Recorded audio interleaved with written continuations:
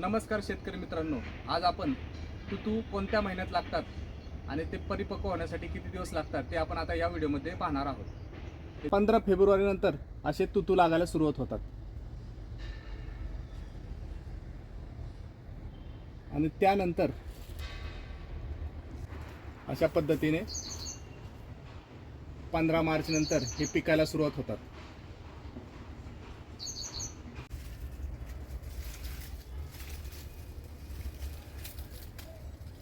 पूर्ण परिपक्व होण्यासाठी 35 ते 40 दिवस लागतात तुतूला.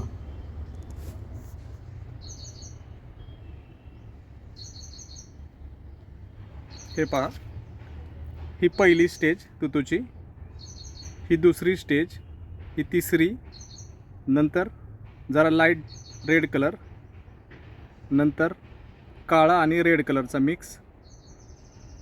अशा पद्धतीने हा पूर्ण पिकलेला तुतू. हा खायला सुद्धा खूप गोड लागतो आणि याची चव पण अप्रतिम असते.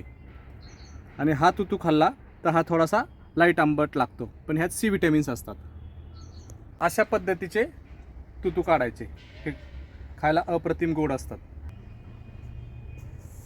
तुतूमध्ये भरपूर प्रकारचे आयुर्वेदिकदृष्ट्या औषधी गुणधर्म आहेत आणि हे खाण्यासाठी खूप लांबून लांबून पक्षी येतात.